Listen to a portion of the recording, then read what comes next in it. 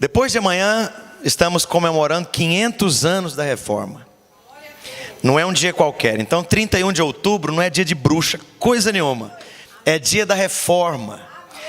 E você não tem noção a profundidade, as consequências que esse movimento produziram na sua vida.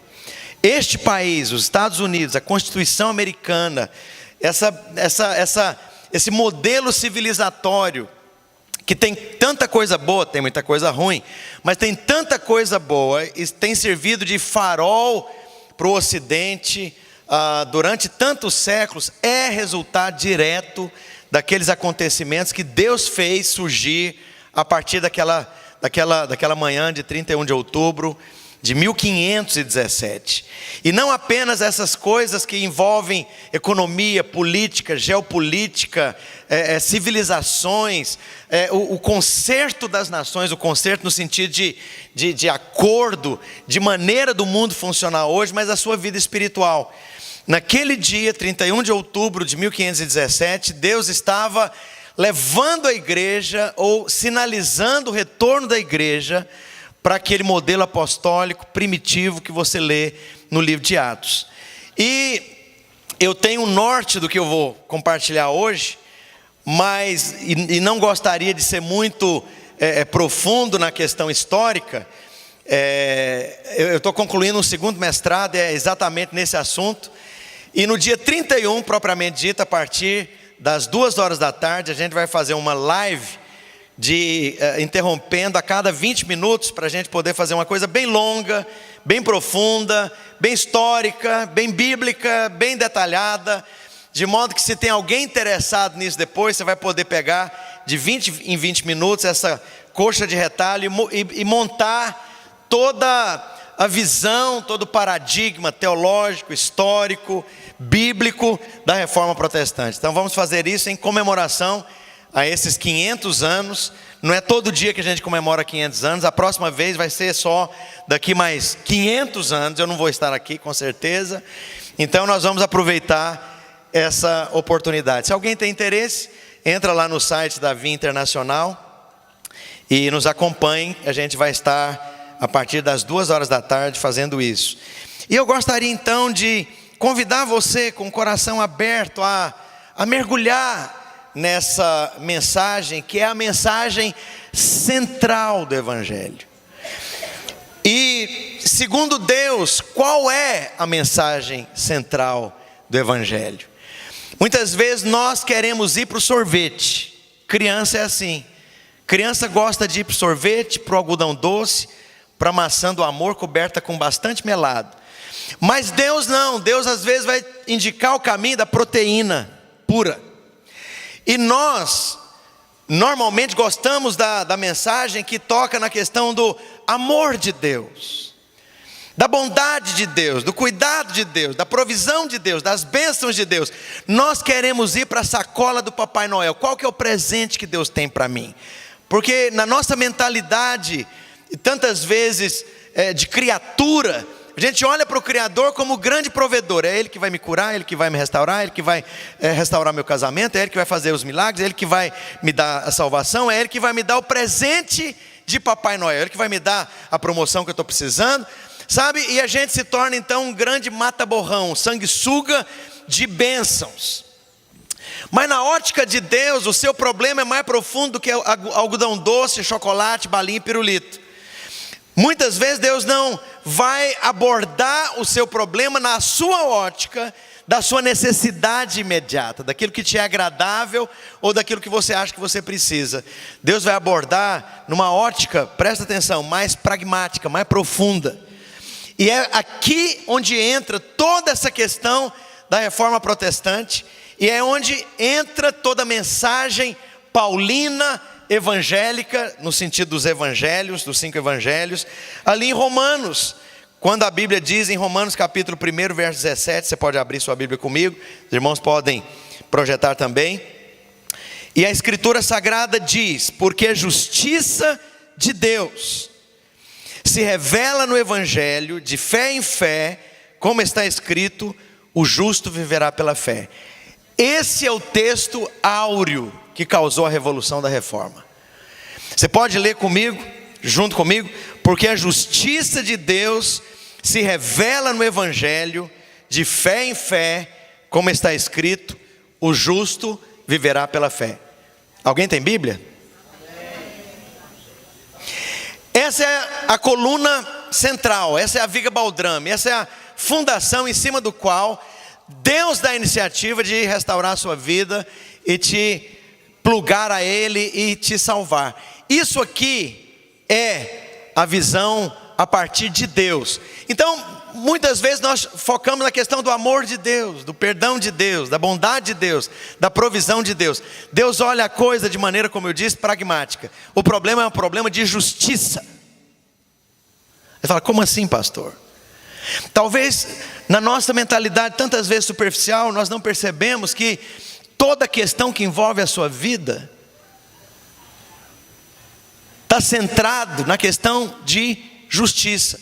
E aí a Bíblia diz que o trono de Deus, o fundamento em cima do qual Deus está, não é misericórdia. Porque a misericórdia é relativa.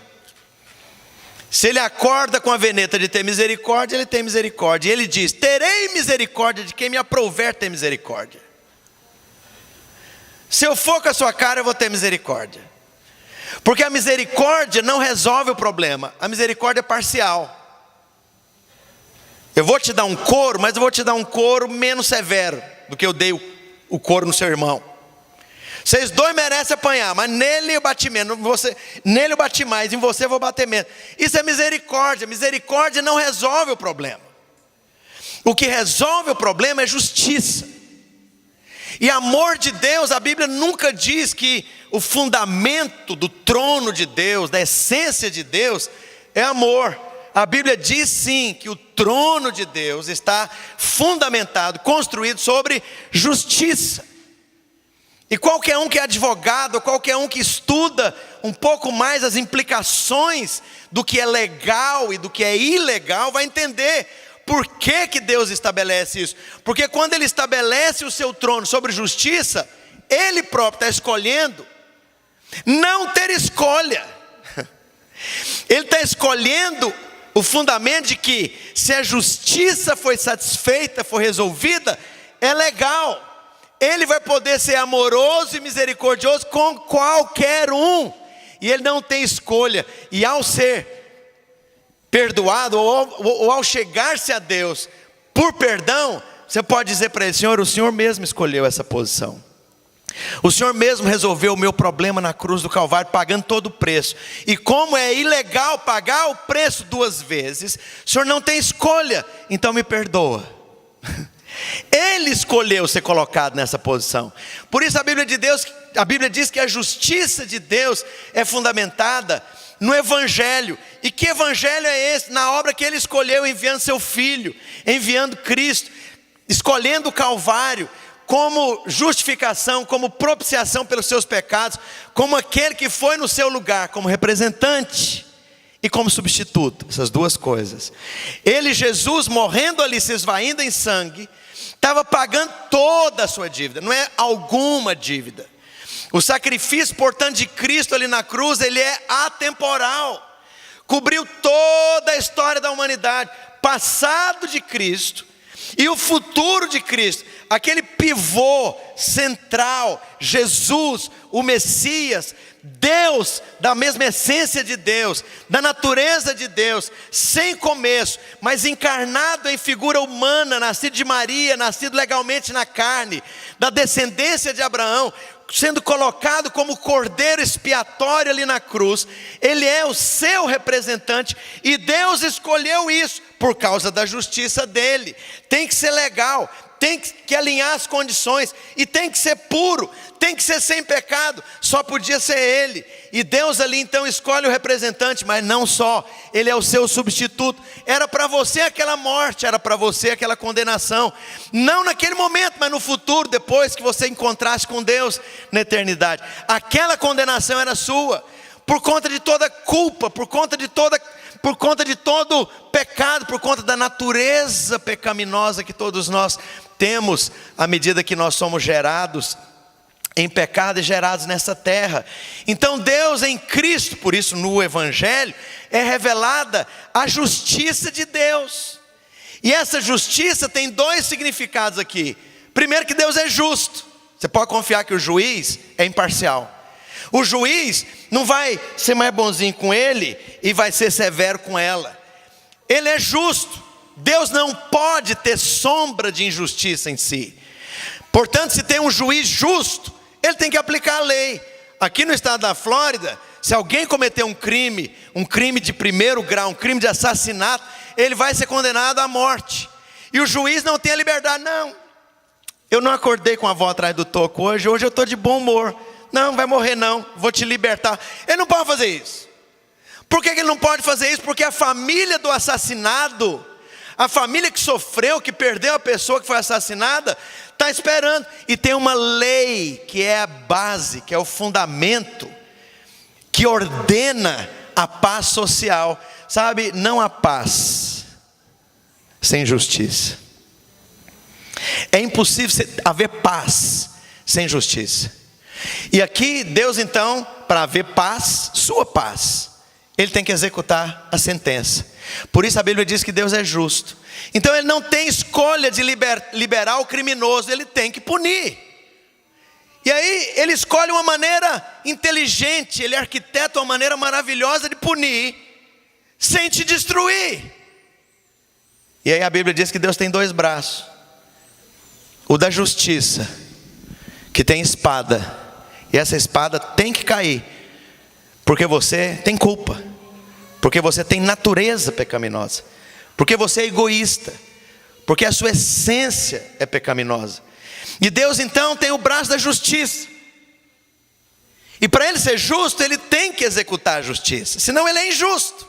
Ele vai ser o juiz que liberou o assassino, confesso, com toda a instrução penal para quem é advogado, que comprova com base de documentos que ele realmente estava lá, que ele cometeu o crime, que ele é o autor do crime. Deus não pode ser injusto. Então, o braço de justiça de Deus tem que cair. Mas a Bíblia diz que o braço de misericórdia o susteve. Esse braço de misericórdia é Deus pagando a dívida que você não pode pagar. É Deus indo no seu lugar para a morte. É Deus sofrendo o golpe da condenação no seu lugar.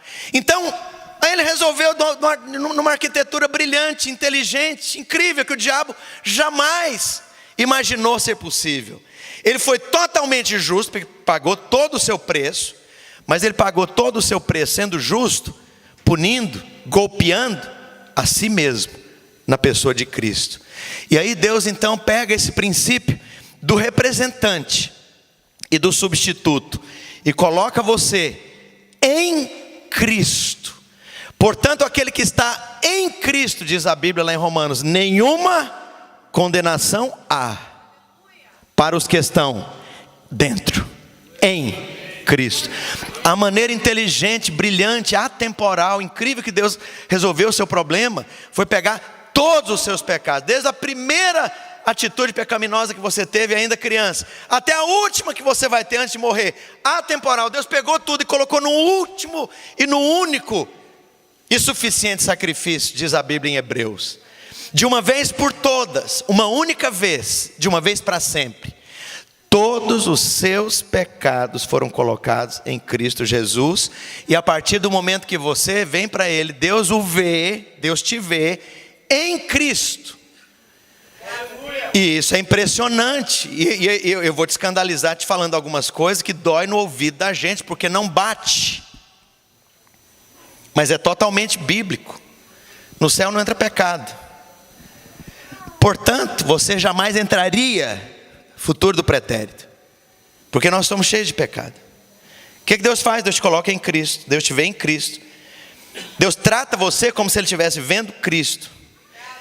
Então não apenas pagou o seu preço, pagou a sua dívida, removeu a culpa. E uma dívida não pode ser cobrada duas vezes, porque seria injustiça. A Brand Smart não vai cobrar a mesma televisão 80 polegadas duas vezes, é ilegal. E como é que é ilegal? Você pega a nota fiscal do pagamento integral da dívida e esfrega na cara do cobrador. Você fala, é ilegal, está aqui o recibo, você nunca mais vem na minha casa. Porque é ilegal cobrar a mesma dívida 2 vezes. Deixa eu te falar, todas as suas dívidas já foram pagas definitivamente.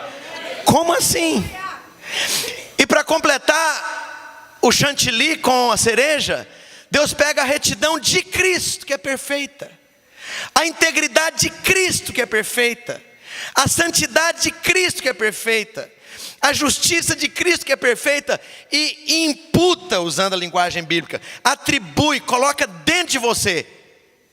E aí então você pode entrar no céu, porque Deus te vê agora em Cristo. Você não entra com a justiça sua. Por isso a Bíblia diz, sem justiça própria, senão aquela que é em Cristo. Quero ser achado nele, diz o apóstolo Paulo. Sem justiça própria. O que é justiça própria? Não é com as minhas tentativas tolas, infantis, de querer ser justo e agradar a Deus, comprando a Deus com o meu mérito, porque eu sou bonzinho, cheirosinho, penteadinho, não mato, não xingo, não pinto, não bordo, dou dízimo, jejuo, leio a Bíblia todo dia. Então agora nada, miserável, você é tão pecador quanto o assassino que está preso na linha verde, esperando o dia da condenação, porque não há tamanho de pecado.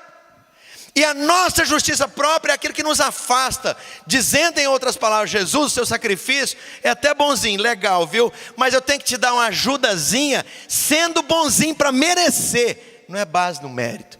Se você tentar ajudar Deus, você estraga o processo. E aí, como que funciona isso?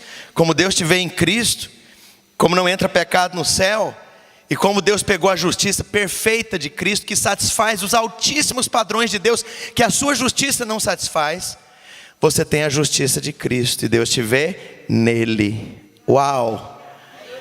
Como é que funciona isso? Deus olha para você, e isso dói no ouvido que eu vou falar, te vê como alguém tão justo quanto Cristo. Porque a justiça não é sua, jamais vai ser sua, é dele.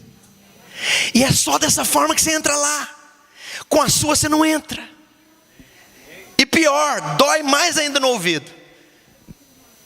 Como ele te vê em Cristo, como ele vê a justiça imputada, atribuída, Deus te vê como alguém que jamais cometeu pecados. Por isso o Novo Testamento chama você de santo.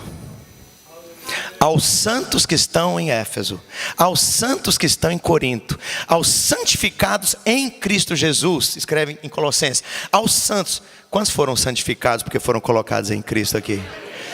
Deus inaugura então esse entendimento com esse argumento, porque a justiça desse Deus justo é revelada no Evangelho, esse Evangelho de misericórdia, em que Ele escolheu golpear-se a si mesmo, ao invés de ir atrás de você. De fé em fé, como está escrito, o justo verá por fé. Qual que é o caminho? É pela fé. Fé é uma coisa imaterial, é uma coisa que você não pega, não cheira, não sente, não mede, não tem um fezômetro. O que é fé? Eu aceitei que o cara está falando a verdade, e eu recebo. Isso aqui é seu, então eu acreditei e de boa fé recebi. Qual a única coisa que você pode fazer diante dessa justiça maravilhosa de Deus? Receber, aceitar, sem mérito, sem performance, sem tentativa de cobrança ou de comércio, de negociação com Deus. E essa questão então da fé e da justiça de Deus é o problema de toda religião. E essa questão da justiça são as fontes de todas as suas loucuras. De não se sentir amado, de não se sentir aceito, de não se sentir adequado, de não se sentir merecedor, de não se sentir como tendo feito o suficiente. E Deus então chama isso de justiça, para que Ele, resolvendo esse problema, derivadamente, todos os seus problemas emocionais de culpa, de acusação, de condenação, de inadequação, de não se sentir aceito, amado, apoiado, recebido, querido, suprido, seja resolvido de uma vez por todas. Então veja bem, a sua questão central é a questão de justiça. Essa coisa de ficar procurando pai a vida inteira é questão lá no fundo de justiça. Eu não sinto que eu mereço, não sinto que eu sou bom, não sinto que eu sou tão bom quanto. Eu tenho que me comparar com outros, eu não sinto que eu fiz suficiente, eu tenho que estudar demais para tirar 10, para o meu pai então me aprovar e me beijar e falar: muito bem, meu filho, agora você vai receber o presente que o papai tinha te prometido, porque agora você merece. Com 6 anos de idade, minha mãe falava para mim: mamãe não gosta de menino desobediente. Eu falava: ela não gosta de mim porque eu sou desobediente, porque eu desobedeço. Ela não dizia: eu não gosto de desobediência. Ela dizia: eu não gosto de menino desobediente. A vida inteira meu relacionamento com meu pai foi maluco, foi insano. Ele torcia contra mim no futebol dos garotos. Ô tísico, demorei a entender o que era tísico, é franzino. Ô anêmico, corre perna de pau. Era a maneira dele de me apoiar. Eu olhava para a perna branca, fina, toda manchada de roxa na época do frio. Eu falei: eu sou uma coisa esquisita. Eu olhava para o espelho e falava: nunca ninguém vai querer casar com isso. E problema de inferioridade, sentimento de inferioridade, de incapacitação e de comparação. Eu não me sentia bem, eu não me sentia. Com 19 anos eu tinha depressão. Hoje eu sei que era depressão. Acordava de manhã, a primeira coisa que eu pensava: podia ter morrido. Eu queria morrer. Mas como um garoto de 19 anos que nem viveu ainda quer morrer? A fonte de todas as suas loucuras está ligada à questão da justiça de Deus. E a Bíblia diz que essa justiça maravilhosa, bendita, completa, incrível, se revela, se mostra no Evangelho, em que Ele envia Cristo Jesus no seu lugar. E ali é a bondade, o amor de Deus que ganhou cara, que encarnou. E é uma bondade tão perfeita e tão maravilhosa para resolver, a partir da justiça, todos os seus problemas de culpa, de condenação, de acusação, de performance, de não aceitação, de não se sentir bom o suficiente, inteligente o suficiente, homem suficiente, mulher suficiente, forte o suficiente, seguro o suficiente, inteligente o suficiente. Todas as suas performances, elas tornam pobres, inadequadas, qualquer tentativa sua de, com seus gravetos, querer comprar alguma coisa de Deus, porque já pagou tudo. Por isso é pela fé. Fé como, pastor? Tem que fazer o quê? Tem que fazer nada, freguês. Não tem que dar o dízimo, não? Não. Ah, mas não tem que ser bonzinho, não xingar, não pintar, não bordar, não dançar, não fumar, não beber? É bom que você faça isso para o seu próprio bem, mas não vai mudar, não vai cheirar nem feder diante de Deus. Ah, mas eu não tenho que viver uma vida santa? É claro que tem, mas é como consequência, porque eu quero agradar aquele que me amou. Vou ter uma vida íntegra, eu vou congregar, eu vou servir os irmãos, mas não é porque eu sou obrigado, porque eu tenho que fazer, ou porque isso vai me trazer algum benefício. Deus não abriu o momento de comércio para negociar nada. E a grande desgraça é que muito dos mesmos problemas da igreja romana na época da reforma, no final da Idade Média, são problemas da igreja evangélica hoje. O trouxa lá vendendo a vassoura santa para você varrer o mal olhado da sua casa, a escova santa para você vencer a cárie do seu dente, o prato benzido para você emagrecer no milagre, a apostila que pula na água e vá ver se eu estou na esquina. Quem dá mais? O sabonete do descarrego, a rosa do cheiro de Israel, o sal grosso de não sei das quantas. Vá ver se eu estou na esquina. Por quê? Porque dá dinheiro mexer com a consciência das pessoas. E bate com o senso comum que eu tenho que dar alguma coisa, tenho que fazer alguma coisa. Eu tenho que ir até o lugar, tenho que peregrinar. Eu tenho que sofrer alguma coisa, eu tenho que mostrar penitência. Eu tenho que ir de joelho, eu tenho que jejuar, eu tenho que dar dinheiro para o pastor, eu tenho que fazer alguma coisa, eu tenho que ser bonzinho. Eu tenho que vestir uma roupa que ajuda a prefeitura a varrer a rua, que é saião. Eu tenho que tirar as vaidades. Você não tem que nada, seu trouxa, porque isso são gravetos querendo comprar a Deus, querendo pagar o que já foi pago. E Deus vai precisar do seu dinheiro. E Deus vai precisar do seu dólar, $20, $200, $10 mil, que seja, $1 milhão. Deus está à venda. E a bênção está à venda. Por isso é pela fé. Por que pela fé? É só receber.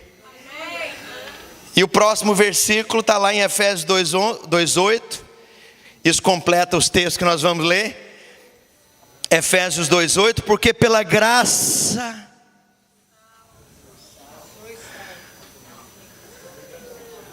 sois salvos.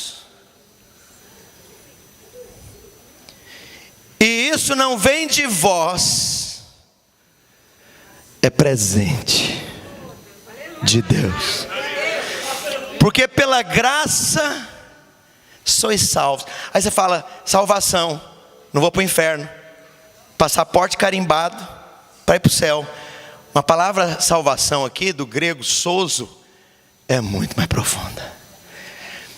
Significa restauração perfeita, até a sua humanidade ser restaurada no nível perfeito. Salvação, do grego sozo, significa Deus transformar você em nível pleno. Não é só te livrar do inferno. Então a Bíblia está dizendo pela graça. Como pela graça? Tem que deixar o cabelão para baixo da cintura, não, irmã. Eu me converti numa igreja pentecostólica também bem fortona, sabe? Presbiteriana renovada. E se tiver alguém lá do Paraná, vocês entendem. Tinha que ir lá em Cianorte, né? De vez em quando, uma vez a cada não sei quanto tempo lá para a conferência. E eu lembro de uma das ocasiões que eu fui lá, tinha uma irmã, e eu não estou exagerando, descendente de italiano, cabelo bom, cabelo naquele fio brilhoso. Vinha no nível dos tornozelos o cabelo da mulher. E ela precisava de ajuda para fazer uma touca, que era muito cabelo. A mulher parecia o Saddam Hussein de saia, né? Assim, com aquela pituca gigantesca. Por quê? Porque você tem que ajudar a Deus, se sacrificando. Você está achando que é assim facinho? Não, o que você está achando? Você tem que pagar o preço. Já ouviu essa coisa de pagar o preço na igreja evangélica? Tem que pagar o preço. E aqui tem coisas que são automáticas. Salvação é automática, graça é automática. Eu diria que você precisa pagar o preço. Eu diria que tem a ver com, você quer manifestar um nível maior de poder e de autoridade espiritual? Aí, então, ok, você vai jejuar, você vai orar por uma manifestação de poderes de autoridade. Mas isso nada tem a ver com salvação. Isso nada tem a ver com mérito ou com aceitação. Amém? Deus é um Deus de medidas, sim. Paulo diz, eu trabalhei muito mais do que ele, se referindo aos apóstolos de Jerusalém. Paulo trabalhava. Jesus diz, eu trabalho até hoje, meu pai trabalha. Trabalho no sentido de que eu vou servir, eu vou cuidar, eu vou me desgastar pelo evangelho. Então, nesse sentido, está certo pagar o preço. Mas nunca, jamais aceite isso para questão de salvação ou comunhão com Deus ou relacionamento com Deus. Porque é uma heresia grotesca que vai invalidar o poder do evangelho. Por quê? Porque se é você que tem que fazer alguma coisa, você invalidou a cruz. Você está dizendo, não foi suficiente, Jesus. Você está pecando contra a cruz do Calvário, dizendo, não prestou aquele sacrifício. Não resolveu o problema inteiro. Tem eu que está aqui jejuando e orando para ser recebido por Deus. Porque se eu jejuar, se eu vier com cara de piedade, se eu me entrar numa clausura, se eu vestir de certas formas, se eu trouxer dinheiro para a igreja, se eu fizer isso ou aquilo, então a minha consciência infantil vai sentir merecedor da aceitação divina, ou da salvação divina, ou do amor divino, ou do cuidado divino. Deixa eu te falar, você não pode fazer nada para que Deus te ame menos. E você não tem como fazer nada para que Deus te ame mais. Você pode dizer isso para o seu vizinho? Tem nada que você faça que Deus te ame menos. Nada que você faça para que Ele te ame mais. Derivado disso, não tem nada que você faça para Deus te aceitar menos. Tem nada que você faz para Deus te aceitar mais. A aceitação de Deus é em Cristo. Você entendeu isso? Agora veja bem, isso não pode ser uma coisa superficial. Isso tem que entrar dentro da sua consciência, dentro do seu coração, dentro do seu inconsciente. Isso é um processo de renovação da mente. Romanos 12, 1, 2 e 3. Sabe, isso tem que ser um processo de ruminar e aplicar essa verdade. Sabe por quê? Todos nós nascemos, crescemos e vivemos numa sociedade, numa família baseada em mérito, baseada em performance. Sabe qual a cultura humana mais radical com isso? A cultura oriental, japoneses, coreanos. Sabe onde é o maior índice de suicídio no mundo? É lá. Não sinto que meu pai me ama, não sinto que eu consigo comprá-lo, eu não sinto que eu vou chegar num dia que vou ser bom o suficiente. E como não existe primeiro lugar para todos, só tem para um, todo mundo que não é primeiro lugar vai ter um problema muito grave.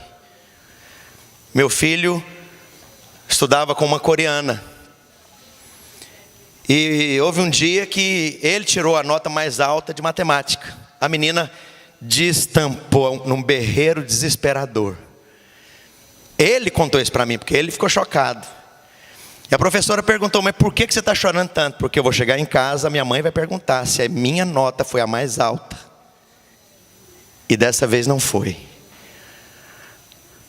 Quem são os primeiros lugares sempre no vestibular da USP? Orientais. Porque é uma questão de honra para a família. Eu tenho que passar nesse vestibular de medicina, de engenharia, de sei lá o quê. Porque eu sou medido com base na minha performance. Isso é uma loucura, isso é uma cultura doente. Nós ocidentais temos as nossas doenças também. O individualismo é uma das piores aqui nesse país. Mas essa questão de performance está dentro de você. Desde que você cresce, nasce naquele lar, naquela cultura, na sua escola, no seu trabalho. Meritocracia para medir sua competência. Você tem um problema. Deus não te aceita com base no seu mérito, nem na sua performance, nem no que você pode fazer. O paradigma quebra todos os nossos postulados. E aqui nós tínhamos então uma igreja decadente, final da Idade Média. A própria igreja usa essa terminologia, reforma profusamente. Os reis católicos, a Isabel, católica lá da Espanha, ela promoveu uma reforma da igreja na Espanha. Havia um consenso de que a igreja precisava de reforma, porque havia uma decadência, a igreja entrou em decomposição. Os mosteiros, que foram anteriormente um lugar de mover de Deus, de reação contra o paganismo na igreja secular, os mosteiros se tornaram lugares vazios e frios. Não havia mais mover de Deus, a Bíblia estava aprisionada em algumas poucas bibliotecas. Substituiu-se as escrituras sagradas pela tradição da igreja, e foram acrescentando coisa, e tudo tinha a ver com você fazer alguma coisa. Tem que peregrinar a tal lugar. Se você peregrinar 500 quilômetros até aquela igreja, e se você se expor diante da coleção de relíquias sagradas,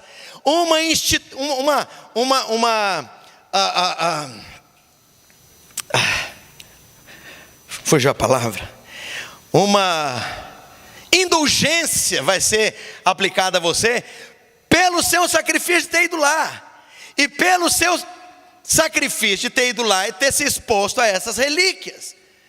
os lugares mais importantes eram os lugares que tinham, ou que havia maior número de relíquias.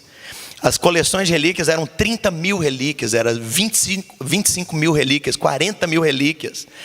E que relíquias eram essas, pastor? Para atrair essa multidão de peregrinos para os locais de romaria católica. Era cabeça de João Batista, tinha 12 na Europa. Um pouquinho do leite da Virgem Maria, numa caixinha. Um espinho da cruz de Cristo. O arcebispo da Mongústia, nessa época, ele falava que ele tinha um ovinho, uma pena do Espírito Santo. Está lá? Isso é histórico, eu estou reproduzindo história. Havia tanto pedaço da cruz de Cristo, que Calvino dizia que dava para fazer um navio.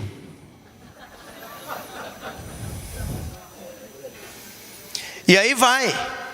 E aí então você ia lá, pagando esse preço. E aí havia então também a autoridade da igreja, porque a igreja era vista agora como uma instituição, uma organização que tem um monopólio da verdade, tem uma assinatura de um contrato com Deus, e essa igreja é absoluta. Ela pode te mandar para o inferno, desgraçado. Então você toma jeito, você faz o que eu quero. E então esse ambiente horroroso de manipulação e de morte, que respirava essa atmosfera de inferno medieval, era horrível. E aí o Papa em Roma, e isso foi a fase mais baixa, mais negra do papado romano. Os papas contemporâneos da reforma chegaram no nível mais baixo. E nessa atmosfera em que a igreja clamava por reforma. Essa palavra reforma não era protestante. Um papa anterior a Lutero, ele implementou um concílio para tentar reformar, foi ignorado. Reformar o quê? A moral da igreja, os costumes dos mosteiros. Acabou, não pegou, não colou. E o Alexandre VI, que era um dos Borgia, depois você pode ler melhor sobre isso. Ele morava nos palácios papais no Vaticano. E ele teve 12 filhos, com 3 amantes diferentes. E era o Papa. Quem vai questionar? Você é louco? E um Papa depois dele, o Júlio II, decide: nós precisamos renascença, arte, arquitetura, pintura, escultura, filosofia. A Europa tem dinheiro porque está vindo para a Europa dinheiro de tudo quanto é fonte, porque Portugal descobriu o comércio lá com as Índias, não precisa mais de Constantinopla, que está debaixo dos muçulmanos. Os espanhóis estão trazendo toneladas de ouro lá dos incas, maias e astecas. Tem dinheiro, e a Europa então respira esse ambiente do renascimento. Então a igreja, que era a Basílica de São Pedro, que era uma igrejola, o Júlio II, que veio depois desse Alexandre VI, ele fala: vamos fazer uma basílica monumental. Em custo de hoje, essa basílica custaria para construir 600 milhões de dólares, de acordo com o orçamento de engenheiros e arquitetos de hoje. 600 milhões de dólares. A igreja não tem dinheiro. Institui-se então a venda. Você não precisa peregrinar e lá ver a cabeça de João Batista. Você pode comprar a bula papal de indulgência, que dependendo do dinheiro que você paga, vai perdoar seu pecado. Não é Cristo, é o dinheiro com a bula papal. E a bula papal é o seguinte: dependendo do dinheiro, perdoa os pecados que você tem hoje. Se você der uma merreca a mais, vai perdoar até os pecados que você cometer amanhã. Você não precisa confessar, já foi perdoado antecipadamente. Mas tem uma coisa melhor ainda. Lembra da vovó? Da vovó, do papai e da mamãe? Pois é, tadinha, ela está sofrendo tanto no purgatório. Assim que as vossas moedas caírem no gasofilácio, no fundo do gasofilácio da igreja, as almas dos vossos parentes saltarão felizes do purgatório para o céu. Era essa a proclamação do Tetzel, que chegou na Saxônia, representando essa iniciativa papal para levantar recursos para a construção da igreja da Catedral de São Pedro. Só que tinha um detalhe: na Saxônia tinha esse monge que era extremamente sincero. E ele entrou para a vida monástica como agostiniano mendicante, que era a ordem monástica mais rígida. Porque ele pensou o seguinte: formou em advocacia, era advogado, Martim Lutero, de família pobre. O pai paga para ele para fazer faculdade, porque o pai quer investir na educação do rapaz. Só que ele não tinha paz, porque esse ambiente que se respirava naquela época era um ambiente de culpa, de condenação. Tem um Deus implacável olhando no céu para você, e Ele vai te mandar para o inferno, miserável. E Lutero, então, diante dessa perspectiva desse Deus cruel, implacável, de um juiz horrível, ele termina o curso na faculdade e vai para o mosteiro, porque ele quer merecer a salvação. Ele quer corresponder então a esse Deus juiz, que só vai mandar para o céu gente perfeita, que só vai mandar para o céu gente boa, que só vai mandar para o céu gente que merece, ou que pagou. Ele larga tudo, entra para o convento. Só que ele era extremamente inteligente e extremamente sincero. E os agostinianos, para quem lê um pouquinho de história, você vai ver que toda a doutrina da graça surgiu lá atrás com o apóstolo Paulo e foi desenvolvida por Santo Agostinho, ano 300 e alguma coisa, início do século IV. E o mosteiro agostiniano, eles tinham entendimento da graça. Só que isso não entrava na cabeça de Martim Lutero. Então ele se coloca na posição de praticar os atos de ascetismo, quer dizer, de golpe contra o corpo mais duros, de acordar cedo demais, de lavar as pedras do convento e de dormir no inverno sobre uma cama de pedra, sem colchão e sem coberta, constantes jejuns, e a vida dele era uma miséria, porque ele precisa então comprar Deus com o sofrimento. Quem sofre merece mais. E aí, nas confissões que ele fazia para o Staupitz, que era o discipulador dele, o mentor dele, o prior do convento, ele falava: tem um problema, eu acabo de confessar os meus pecados, eu já me sinto em pecado, eu sinto que eu jamais vou cumprir os altos padrões de Deus, porque quanto mais eu faço por merecer, pior eu me sinto. Eu nunca vou chegar no ponto de sentir que eu fiz suficiente. O Staupitz falou: mas você acabou de vir da missa, e a missa é a repetição incruenta da morte de Cristo, você já foi perdoado. Aí ele falou: mas tem um pecado que eu não consigo me livrar dele. Qual? A Bíblia manda amar a Deus com todo o coração, toda a alma, toda a força e todo o entendimento. Eu não consigo amar esse Deus carrasco. Então meu pecado permanece, porque eu não amo esse Deus. Ele não tem nada para ser amado. Esse Deus implacável, cruel, justo, grosso, abrutalhado, não quero isso não. Isso eu estou colocando nas minhas palavras, mas as emoções de Lutero eram essas. E ele vai fundo nessa coisa de estudar e de ler. E o Staupitz, entendendo que esse cara tinha uma cabeça diferente, mandou ele para a direção do estudo. Falou: então você vai estudar teologia. E ele vai estudar teologia, vai se aprofundando em teologia, se torna doutor em teologia. E ao estudar então e meditar, e ler e reler, ler e reler, ler e meditar, um dia ele chegou exatamente nesse texto: a justiça de Deus se revela no Evangelho. E é de fé em fé, como diz, o justo é justificado pela fé. Se é por aquilo que Cristo fez na cruz, o que eu estou fazendo aqui sofrendo de jeito? Se é pela fé, eu não compro. Não compro com atitude, não compro com dinheiro, não compro com ações. É pela fé. E ele vai entrando fundo nesse negócio. Isso produz uma libertação interior nesse homem. E isso causa uma explosão de luz. O Frederico Sábio, que era príncipe da Saxônia, que era governante. Na época a Alemanha não era uma monarquia unificada como Espanha, Inglaterra, França. Era uma coleção de principados pequenos. Num desses principados quem reinava era Frederico o Sábio.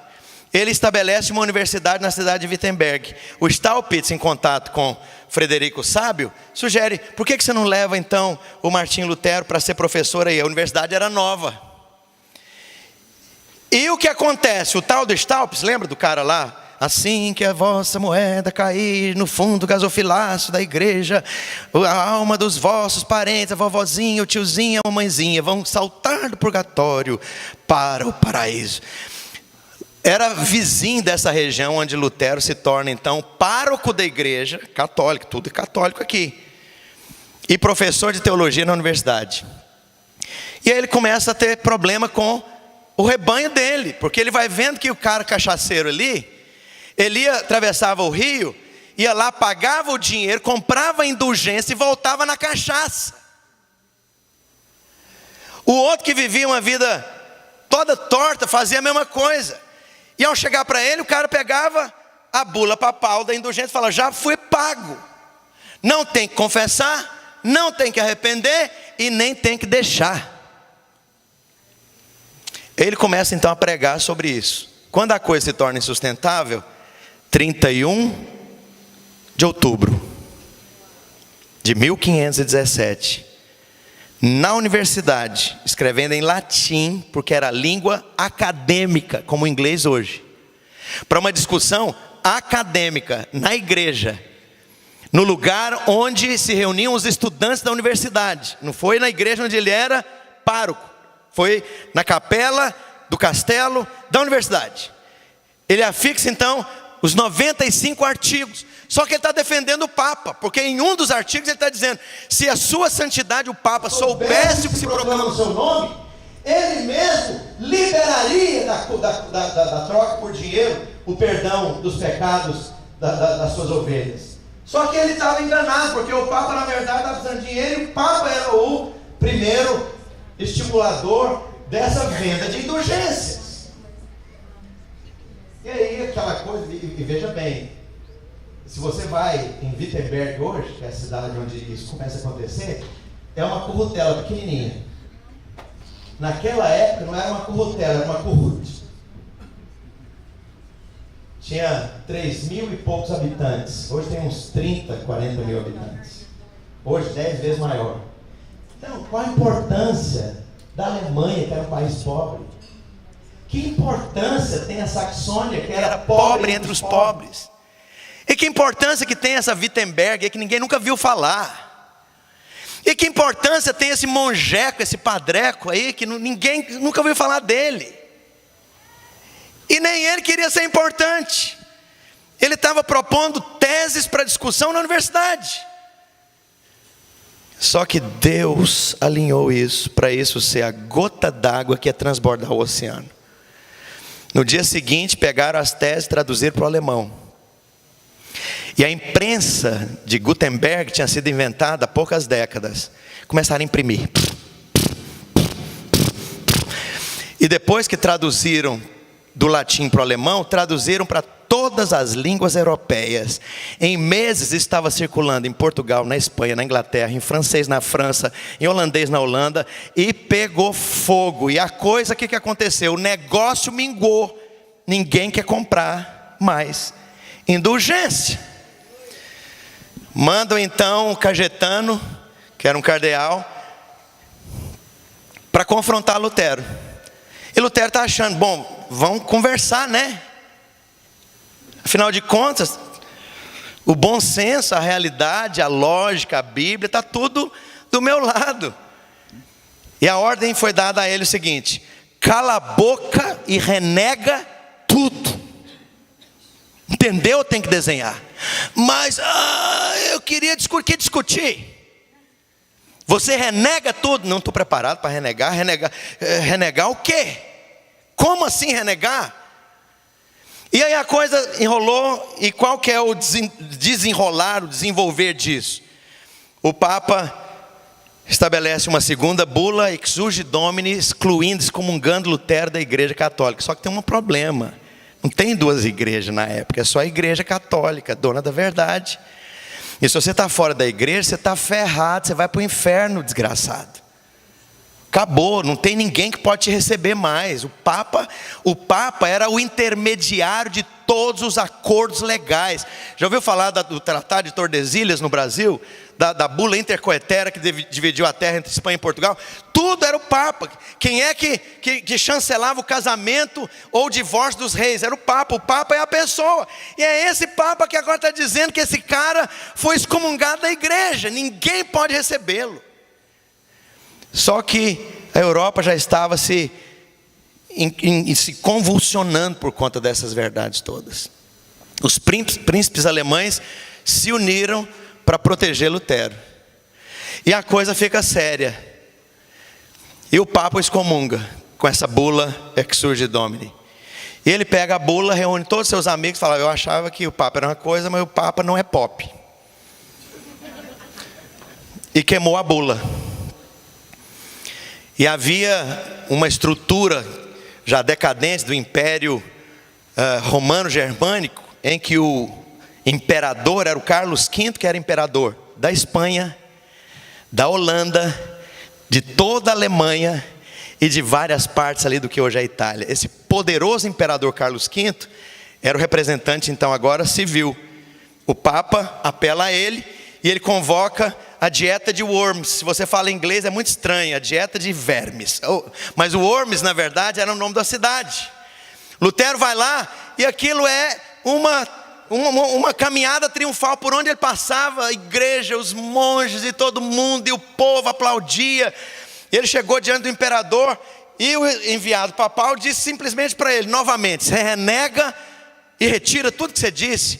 Ele disse: eu não posso e não vou renegar coisa alguma, a menos que eu seja convencido pelo testemunho das Sagradas Escrituras, porque não é saudável e nem é bom se posicionar contra a própria consciência. O imperador então o expele do império.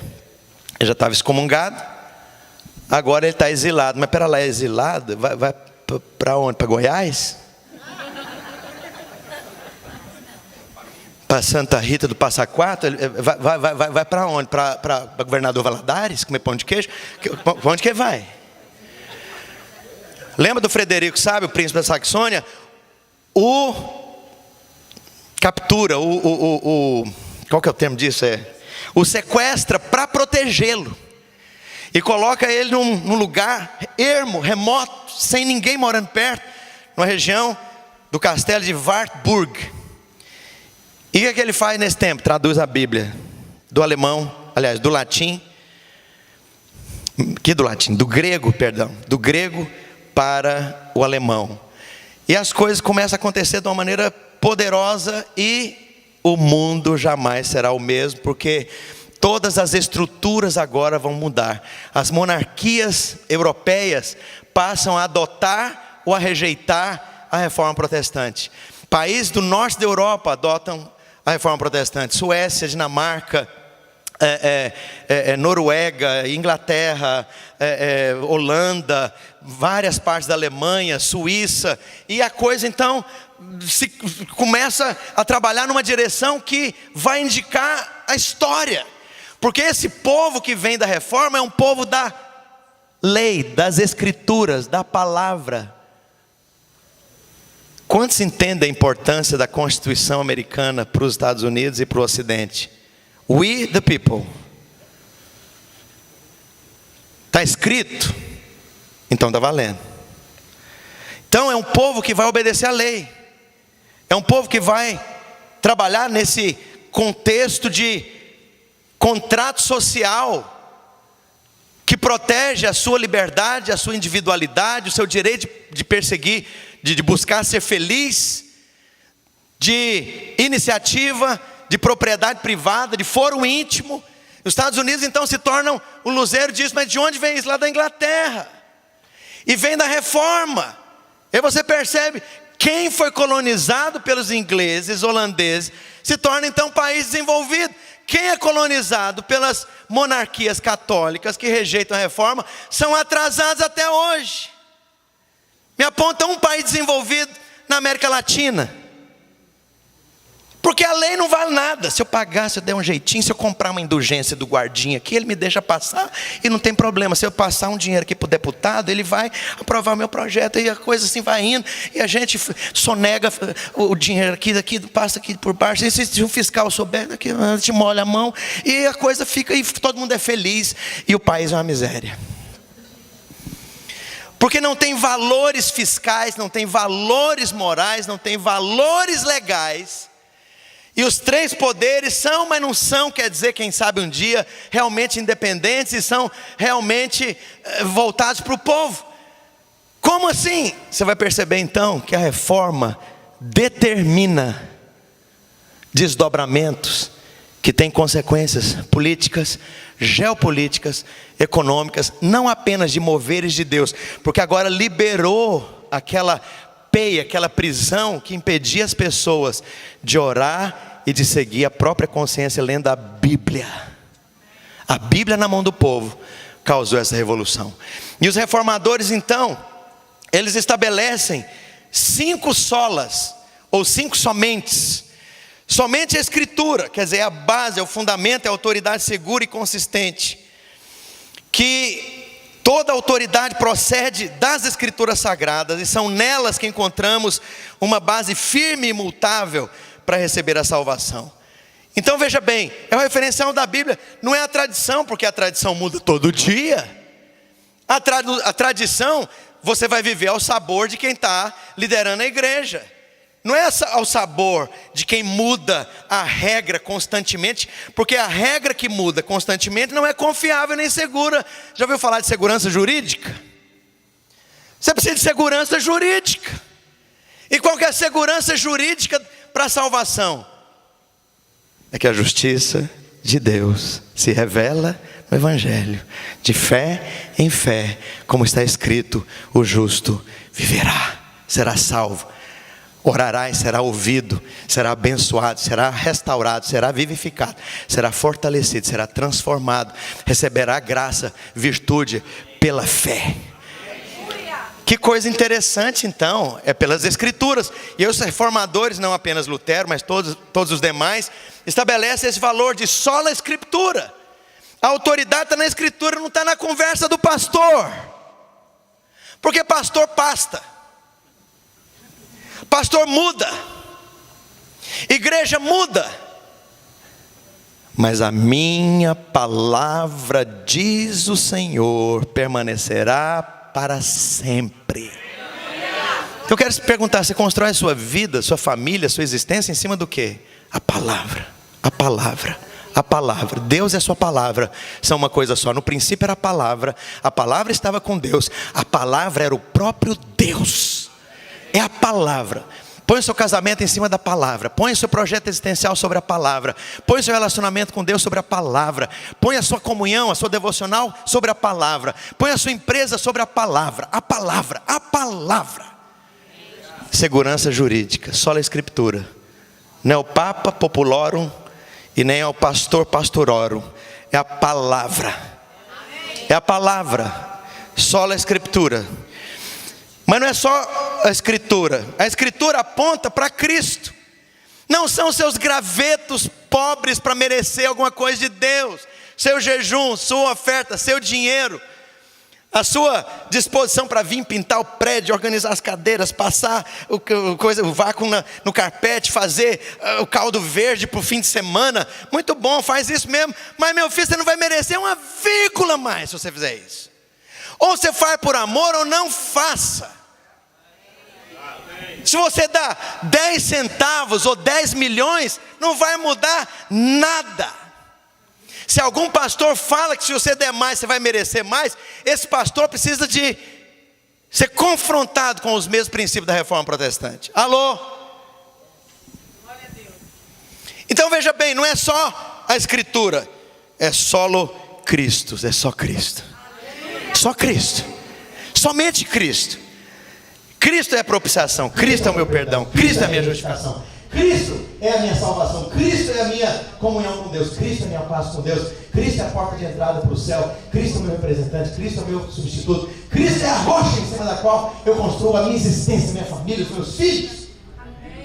Morava em Portugal, nós éramos missionários, e veio 2 moças mormon me evangelizar. E quando eu vi, eu sou a sister fulano de tal, não sei o que, de onde você é? De United States of America. Oh, very good.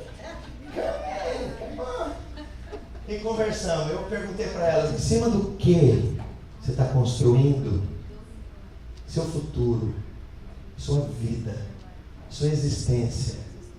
Sobre um livro que é uma adição à Escritura Sagrada, e sobre o que a Bíblia diz em Gálatas, que ainda que nós mesmos, um anjo vindo dos céus, anuncie outro evangelho, livro de Mormon, que vá além do que vos tem anunciado o livro de Mormon, seja anátema. Ah, mas eu sinto que é verdade. Mas o povo aqui também da Nossa Senhora de Fátima, eles também sente que aquela imagem que apareceu lá para os pastorzinhos também era de Deus. Então, não tem segurança jurídica nenhuma que você está construindo sobre fundamentos apostólicos do Novo Testamento. A moça ficou toda baratinada. A gente volta outro dia para conversar mais. Mas qual é o fundamento? Qual que é o seu fundamento? É palavra de pastor? Qual que é o seu fundamento? É seu dinheiro dado na igreja? É sua obra? É seu mérito? É sua performance? É o seu comportamento para ser santinho, retinho, bonitinho, aprovado, aplaudido? Qual é a sua base sobre, ou sob, debaixo de seus pés? Só Cristo. Só Jesus. Só Jesus. Põe mais nada. Põe mais nada. Ele é o fundamento. Ele é a rocha que os edificadores rejeitaram, diz a Bíblia. E os reformadores avançam. Não é apenas solo Cristo, mas sola gratia. Em outras palavras, Deus deu de graça, porque se fosse pagar, você não ia ter como comprar. Então é favor imerecido, não tem mérito, não é porque você é bom, não é porque você é reto, porque Deus vai receber e perdoar. O criminoso como perdoa a santinha, a boinha que nasceu lá no lar evangélico, nasceu no berço evangélico, veio com a etiqueta, berço evangélico. Quando nasceu a mãe pôs ela lá, nasceu, nunca pintou, nunca bordou, nunca dançou, nunca cheirou, droga, nada, santinha. Tanto o criminoso como a santinha está endereçado no inferno, a menos que sola gratia, pela graça, faço nada, não é por meu mérito, não comprei, não é com base em performance, porque se for com base em performance, eu nunca sei se eu fiz suficiente, se eu me tornei bom o suficiente, nem por santificação, porque eu nunca sei se eu sou santo o suficiente. Ah, mas não tem que santificar? É claro que tem, mas como resultado, não como meio. Alô? Isso tinha que ser matéria, sabe, irmãos, de discipulado, de conversa, de aprofundamento, de oração, de ruminar, de voltar para esse fundamento, até sola Escritura, sola gratia, solo Cristo, sola fide, solo Dio, glória, voltasse a ser fundamento evangélico, sabe, apostólico debaixo dos nossos pés. Mas a sola gratia é a parte de Deus. Da sua parte tem uma outra coisa, que é sola fide, só pela fé. Diga sola fide, só fé. O que significa isso? É só receber, freguês, é de graça. Profeta Isaías, vinde, comprai. Qual preço? De graça. Comprai vinho e azeite, é de graça, porque a provisão é desse Deus que é todo generoso, gracioso. E finalmente, só lhe deu glória. Em outras palavras, se a salvação depende de você, parabéns, você merece, que cara legal. Nossa, mas você é incrível, hein? Mas quando nós entendemos que foi tudo feito por Deus, eu vou chegar nu diante do Senhor e dizer: Senhor, toda a glória, só tua, porque é o Senhor que fez. O Senhor é o iniciador, o desenvolvedor e o concluidor de toda a obra da salvação. Obrigado por tão grande salvação. Eu me converti bem cedo, através de uma professora de português, e a minha mãe foi para a igreja pesquisar que culto era aquele, que seita era aquela, porque meu pai mandou ela lá como agente da CIA. E a minha mãe começou a congregar, primeiro culto ela já recebeu Jesus, só que ela não entendia muito bem. E um dia, conversando com o pastor que foi visitá-la, ele disse: a senhora precisa receber a Cristo pela fé. E a palavra da minha mãe, que foi criada em colégio de freira, era: mas por que eu tenho que receber de novo a Cristo? Eu sou católica, eu sou muito boa. Eu sempre fui uma boa filha. Eu sou uma boa esposa. Eu sou uma boa mãe. Eu sou uma boa cidadã. Eu sou uma boa pessoa. Eu não tenho que me arrepender de nada. Eu não me lembro de nada que eu tenho que me arrepender. Em outras palavras, a bondade da minha mãe era o problema dela. Deixa eu te falar, sua bondade, sua retidão, sua justiça própria, suas tentativas de querer merecer a Deus e merecer as bênçãos de Deus são o seu problema. Porque se você volta para essa base, a loucura volta. Porque eu nunca sei se eu fiz o que chegou no ponto para resolver a questão. Eu volto na loucura porque o meu relacionamento com Deus volta na base do que eu faço, da minha performance. E aí a questão da aceitação, do se sentir amado, se sentir aceito, se sentir perdoado, se sentir embraced by God, nunca acontece. Por quê? Porque eu não sei se eu sou bom o suficiente. Eu tenho um germezinho, uma minhoca de culpa dentro de mim, que eu faço qualquer coisa e nunca me sinto amado. Porque está dentro de você esse germe do merecimento. E a Bíblia diz, e nós vemos que esse é um postulado da reforma, é o final, estou terminando: só lhe deu glória. Em outras palavras, tudo é teu. Nós somos dele, para ele, por causa dele, viemos dele, somos sustentados nele e nós estamos caminhando para ele. O desfecho da história é ele, o início da história é ele. Nele todas as coisas, para ele seja glória para sempre. Amém. Só lhe deu glória.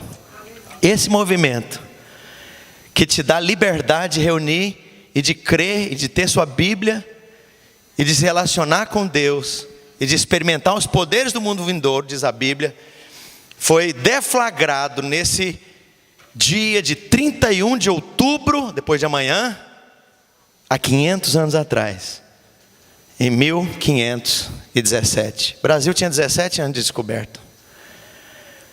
E nós estamos aqui.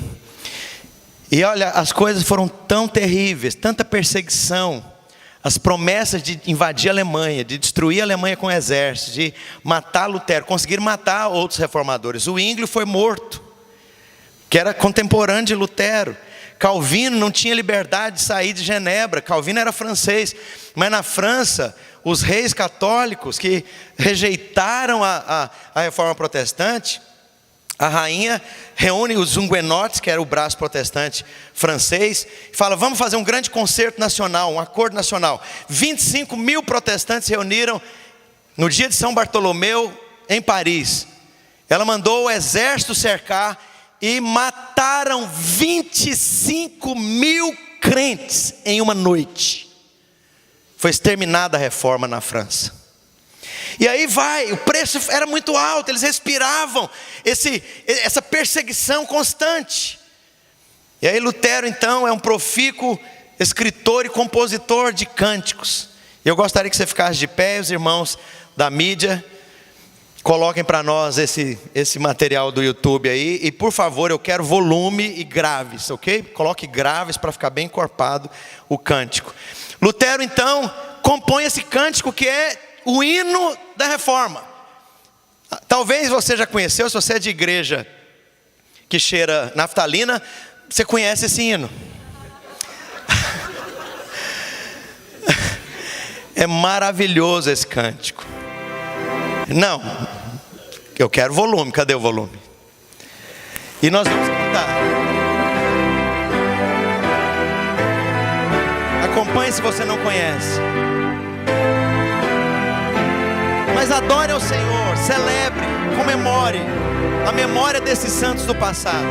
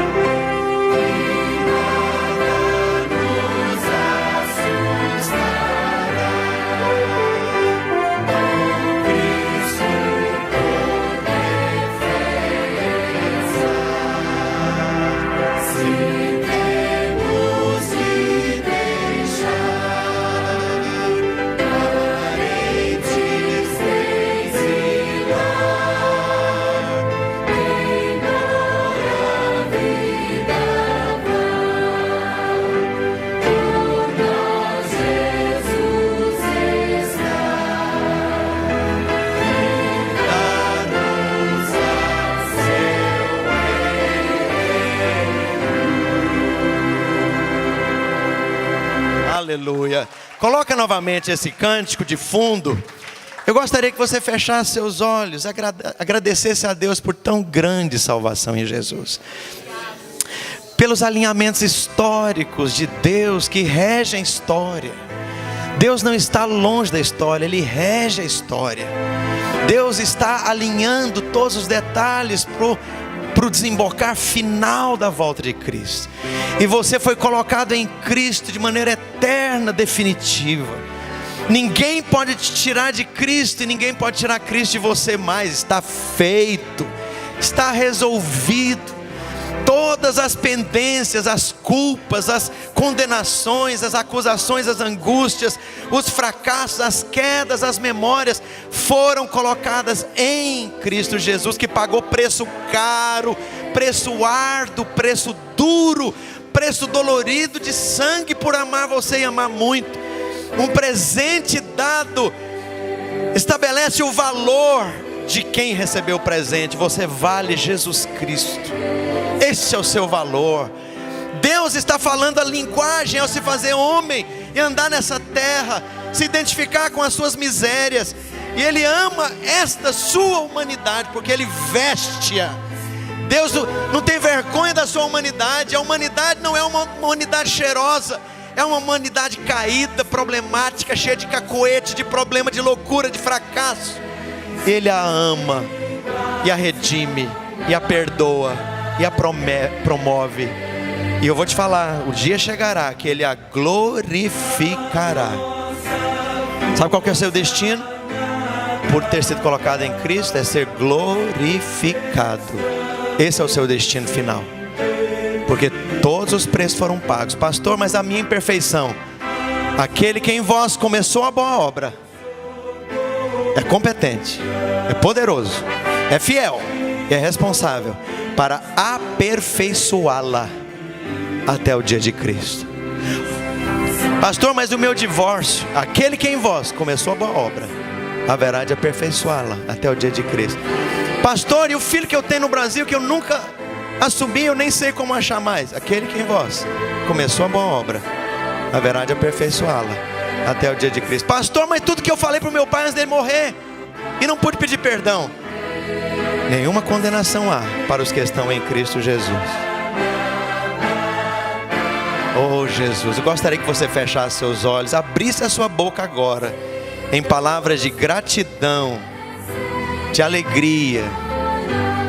Fala com Deus, fala: Senhor, obrigado por essa gente que ousou se levantar contra as pessoas mais poderosas.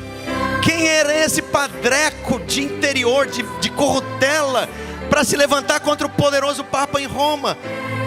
Deus escolhe as coisas loucas para confundir as sábias.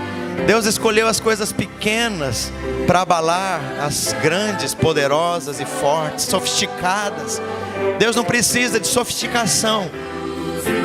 E hoje nós fazemos parte desse mover, porque Deus começou isso lá atrás. Abre a sua boca e fala para Jesus: Senhor, obrigado. E repete para Ele: Senhor, obrigado pela Tua palavra, sola Escritura. Deus, obrigado pela Tua graça, sola gratia. Obrigado, Senhor, por Cristo, solo Christus. Obrigado, Senhor, porque é pela fé. Eu não teria outros meios, outra moeda para comprar nada. Obrigado, porque é pela fé. Obrigado, porque só lhe deu glória, porque toda a glória é e será apenas tua. Abre a sua boca, eu gostaria de ouvir a sua voz, agradecendo a Deus. Você tem um fundamento para construir sua família, para educar seus filhos, para construir sua existência. Um dia você vai partir e vai encontrar com esse Deus que te amou na cruz, que te redimiu na cruz. Senhor, obrigado pela igreja que o Senhor levanta neste lugar. Obrigado pela igreja que se espalhou por toda a terra. Obrigado pela reforma. Obrigado pelo 31 de outubro de 1517. Obrigado por Lutero, Calvino, Zwinglio, tantos irmãos. Obrigado por gente católica que ama e amou o Senhor com todo o coração. Obrigado pela herança das Escrituras Sagradas. Obrigado pela Tua bondade. Obrigado pelo Teu cuidado. Obrigado, Jesus. Nós te glorificamos e nós te te bendizemos nessa manhã. Glória a Jesus.